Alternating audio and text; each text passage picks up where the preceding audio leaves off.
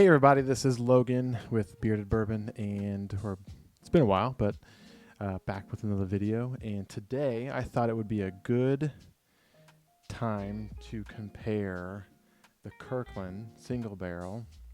And as you can see, my wholesale bourbon finds. I'll put a link in the description below if you want a sweet hoodie or t-shirt or rocks glass, whatever you want. But we're going to try the Kirkland Single Barrel made from Barton 1792 versus the Foolproof 1792. And this is a store pick from Town Spirits and Fine Wines here in Fishers, Indiana. So I have these two glasses.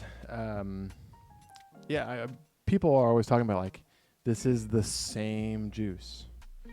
This is the same thing. So is it really the same thing? Now you get 5 more proof points on this single barrel than you would the Kirkland Signature.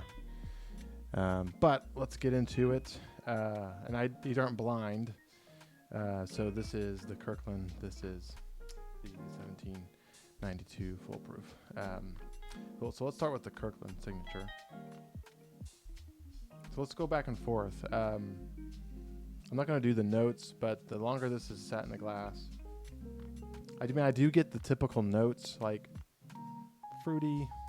It's kind of like creamy, and maybe you would say it smells a little bit young.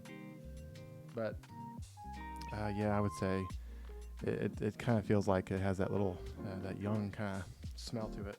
But palate-wise, I would say this tastes, if you've ever had the Kirkland Signature bottled and bond, I would say it's definitely the same flavor profile, just amped up a little bit. Still good. You get those typical caramel, vanilla, a little bit of fruity flavors on that. Well, let's go to 1792 Foolproof. And I just happen to know from the store owner that this is an 8-year single barrel, and right away you don't get that age, and you get a lot more caramel. And I did a quick review on this bottle some time ago, and yeah, caramel bomb. And that's exactly what I get. It's much more rich. If anyone has any information on the Kirkland Signature Single Barrel as far as the age, or just place in the rick house or anything like that, like I don't really know much about it. So without even reading this, like, interlaced with honey, caramel, and dried fruit notes. Okay. So it says long lasting spicy rye finish. I don't really get that. But 120 proof. It does not drink 120 proof. I can tell you that. But yeah, this is just this amplified times 5. I wouldn't say times 10. I don't know. I'm going to stick with times 5. But it's just the only way I can describe it is rich. Let's go in for a taste.